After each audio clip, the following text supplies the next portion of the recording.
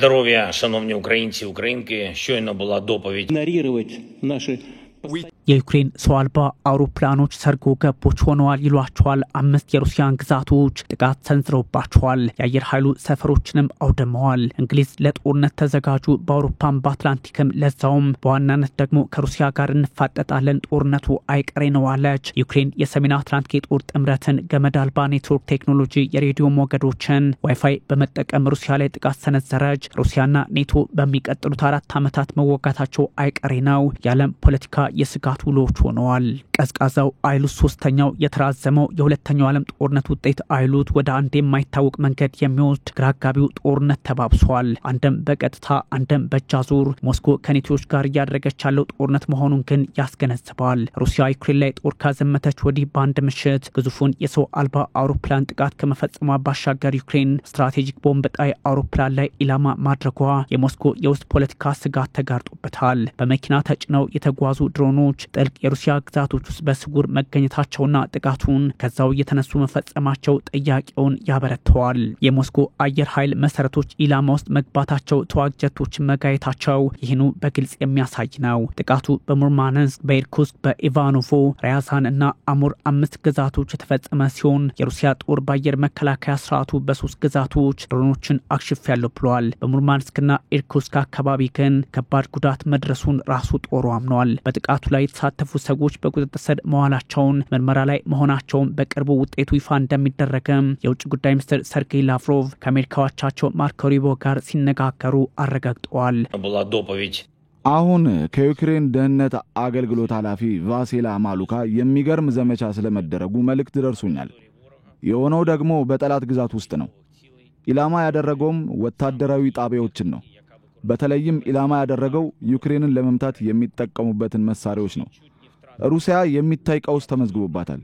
የሚገባትን አግኝታለች። Служені їхні втрати. የዩክሬኑ ፕሬዝዳንት ቮሎዲሚር ዜሌንስኪ እጅግ አስደናቂና የታለመለትን ኢላማ ያሳካ ተጨባጭ ቀውስ ሞስኮ ላይ ያመጣ ያሉት ሲሆን ነገ ከነገ ወዲያ ከሩሲያ በኩል የሚሰነዘረውን ጥቃት አደጋና አስፈሪነት ምላሽ ስጡን ሲባሉ ለጊዜው ደሌላ ጣጥም በሚመስል መልኩ ችላ ብለው ታልፈዋል። ለአንድ ዓመት ከ6 ወራት የተዘጋጀንበት ዘመቻ ነው። እናም አሳክተነዋል። ጦራችንና የደህንነት ባለሙያዎቻችን ክብር ይገባቸዋል ባይናቸው ዜሌንስኪ ይህን ጥቃት በድጋሜ ለመሰንዘር አንድ ዓመት ከመንፈቅን ለመጠበቅ የዩክሬን ጦር ሊገደድ ነው። እስከዛ የሩሲያ ጦር እጁን አጣጥፎ ይቀመጣል ወይ? መልስ ስጡ ዜሌንስኪ ቢባሉም የቀረበላቸው ጥያቄ ሆኖ ሳለ ጉዳዩን ለጊዜው ችላ ብለውታል። በ117 ድሮኖች የሩሲያን ጀቶች አውድመዋል። የዩክሬን ደህንነት አገልግሎት ኤስቢዩ የሩሲያን ተዋጊ ጀቶች ግምት ውስጥ ያስገባው ጥቃት በጥቅሉ $7 ቢሊዮን ኪሳራ አስከትሏል ብሏል። ከጦር ግንባሩ በሺዎች የሚቆጠሩ ኪሎሜትሮች ርቀን ሄደን መምታት ችለናል ብሏል ኤስቢዩ።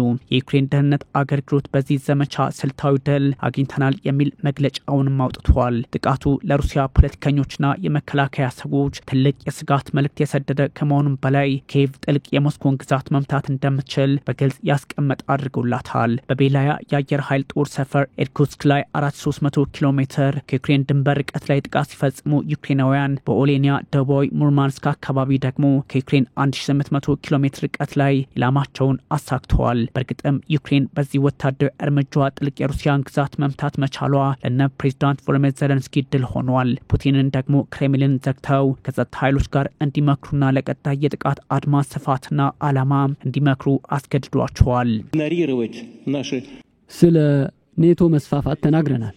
እንዳታደርጉት ብለናል። የኛን የደህንነት ሁኔታ ይጥሳል።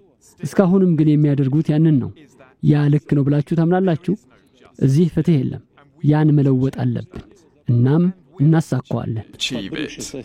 ዓላማው የሩሲያን ጀቶች በማጥቃት አየር ላይ የሚወስዱትን የበላይነት ለመቀነስ ሲሆን በትንሹ 41 ጀቶችን አውድመናል ብለዋል የዩክሬን ኃይሎች። የኪየቭ ደህንነት አገልግሎት ድሮኖች ወደ ሩሲያ ጥልቅ ግዛት ሰርጎ በማስገባት በመኪና ውስጥ በመደበቅ ከጦር ሰፈሮች በቅርብ ርቀት ጥቃቱ እንዲሰነዘር አድርገዋል። ይህ ደግሞ ዘመቻው በሩሲያ ውስጥ ካሉ ሰዎች ጋር በቅንጅት የተፈጸመ መሆኑን በግልጽ የሚያሳይ ነው። የሩሲያ ፌዴሬሽን የደህንነት አገልግሎት ኤፍኤስቢ ሲሰራ ነበር የሚል ጥያቄ ሳይነሳበት አይቀርም። ሰርጎ ገብ ድሮኖች በሩሲያ ስትራቴጂክ ቦምብ ጣይ ተዋጊ ጀቶች ላይ ጥቃት አድርሰው የሚቆሙ እንዳልሆኑም ተነግሯል። 388 ሰዎችን ይዞ ወደ ሞስኮ ሲሄድ የነበረ ባቡር በብሪያንስክ ግዛት ድልድይ ተሰብሮ ቢያንስ 7 ሰዎች ህይወታቸውን አጥተዋል። 69 የሚሆኑት ጉዳት ደርሶባቸዋል። በዚህ ላይ ኃላፊነቱን የወሰደ ባይኖርም ሞስኮ የሽብር ድርጊት ብለዋለች። ለዚህም ነው በሩሲያ ላይ የተቀናጀ ጥቃት ተሰንዝሯል የሚባለው። ሩሲያ ወደ ጥልቅ የዩክሬን ግዛት በተለይም በሱሚ አድማሷን ስታሰፋ እንዲሁም ግንቦት ላይ ብቻ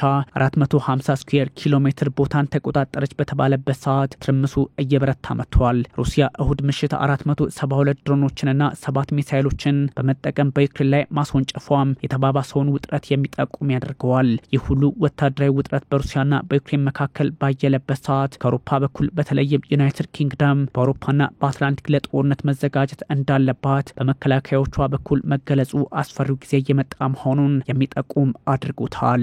የብሪታንያ መከላከያ ሚኒስትር በ130 ገጹ ሰነዱ ለጦርነት መዘጋጀት አለብን የሚል የጦር መሳሪያ አቅርቦትንምና ምርትን መጨመር እንዲሁም ሩሲያን እዛው ማስቀረት የሚል ሐሳቡን ማጋራቱ ውጥረቱ በሞስኮና በለንደን ብቻም ሳይሆን በዓለም አቀፉ ማህበረሰብ ላይም ከኔቶ አንጻር የሚቃኝ ውጥረት እንዳለ የሚጠቁም አድርጎታል። የብሪታንያ መከላከያ ሚኒስትር ጆን ሄሊ ለ300 ዓመታት ዝቅተኛ ሆኗል ያሉትን የጦር ቁጥር ከፍ ማድረግ እንደሚያስፈልጋቸው ተናግረዋል። ያም ሆኖ ግን ምርጫን መጠበቅ የሚያስገድድ ቢሆንም አሁን ካለው ስጋት አንጻር ግን በርካታ ለውጦች መደረግ እንዳለባቸው ጠቁመዋል። ጦሩና የሚመለመለው ወታደር ቁጥር ከሚፈለገው ፖለቲካዊና ስትራቴጂክ ስጋት አንጻር አሁን አብሮ የማይሄድ ሆኖባቸዋል። ዩናይትድ ኪንግደም ከሩሲያ ጋር በቀጥታ ለመዋጋት መዘጋጀት እንዳለባት የጠቁመው ሰነዱ ለንደን $8 ቢሊዮን በመከላከያ ላይ ማፍሰስ እንዳለባትም ይጠቁማል። ሩሲያና ቻይናን ስትራቴጂካዊ ስጋት አድርጎ የሚመስለው ውጥን ብሪታንያ በተለይም ከሞስኮ ጋር ወደ ጦርነት ልትገባ እንደምትችል ያመላከተም ሆኗል። አዳዲስ የጦር መሳሪያ ፋብሪካ ግንባታን ግምት ውስጥ ያስገባ እንዲሁም የባህር ኃይልን ማጠናከርም የሚያስገድድ አድርጎታል። ይህ ሁሉ ታዲያ ሩሲያን ግምት ውስጥ ያስገባ ነው።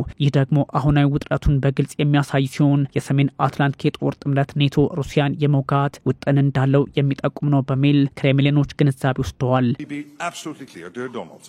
የተከበሩ ዶናልድ፣ አንድ ነገር ግልጽ ልሁንልዎ። ወደ ፖላንድ እና በጥቅሉ የኔቶን ግዛት መከላከል ጉዳይ ስንመጣ ማንም ይሁን ማን እንዲሁ ቀለል አድርጎ በተሳሳተ ስሌት ከመጣ የሚጋፈጠው ከሙሉ ኔቶ ኃይል ጋር ነው። ምላሻችን እጅጉን አውዳሚ ይሆናል። ይህ ለፑቲንና እኛን ለመምታት ለሚያስቡ ሁሉ ግልጽ መሆን አለበት። This has to be very clear to Vladimir Vladimirovich Putin and anyone else who wants to attack us. በሌላ በኩል ሩሲያ በሚቀጥሉት 4 ዓመታት ውስጥ ኔቶን ትመታለች የሚል መረጃ ከምዕራቡ ዓለም በኩል መውጣቱ በሞስኮና በምዕራቡ መካከል የጦርነት ነጋሪት ጉሰማውን የሚጠቁም አድርጎታል። በርካታ ማሳያዎችም አሉ። ዩክሬን የኔቶን ገመድ አልባ የኔትወርክ ቴክኖሎጂ የሬዲዮ ሞገዶችን ዋይፋይ በመግጠም እየወጋችን ነው በሚል እነ ፑቲን መክሰሳቸው እንደ ማሳያ ይወሰዳል። ስርዓቱ ከኤፍ 16 ሚራጅ 2000ና ፓትሪዮት ሚሳኤል ማስወንጨፊያዎች ላይ በማሳሰር አደጋ እየፈጠረች ነው ዩክሬን ተብሏል። ምዕራቡን ሰራሽ የጦር መሳሪያዎችን ስትጠቀም የኔቶን የተቀናጀ ጥቃት ስርዓት እንድትቀላቀል ተፈቅዶላታል ዩክሬን። የዩክሬን መከላከያ ያረጋገጠውም ሄኑ ነው። ለዚህም ነው ሩሲያ ከኔቶ ጋር ጦርነት ውስጥ ናት እየተባለ የሚገኘው። በእንዲህ አይነቱ ሁኔታ ታዲያ የዓለምን ፖለቲካ በስጋት ውስጥ የከተተው የሩሲያና የእንግሊዝ ኃይሎች እንዲሁም በሩሲያና በዩክሬን መካከል ያለው ውጥረት ዛሬ ተባብሶ መቀጠሉ ምናልባትም የድርድር ሂደቶችን ጫና ውስጥ ሊያስገባቸው ይችላል ተብሏል። የአሜሪካ ፖለቲከኞችም ኔቶ አንድም ሆነ በሌላ መንገድ የራሱን አካሄድ ሳይከተል አልቀረም በሚል በጥርጣሬ መልክ ሀሳባቸውን ማጋራታቸው ሞስኮ ዛሬም ከትላንቱ ከምዕራቡ ዓለም በተለይም ከነ ብሪታንያና ጀርመን እንዲሁም ፈረንሳይ ስጋት እንዳለባት በግልጽ የሚያሳይ አድርገዋል። We told them this NATO expansion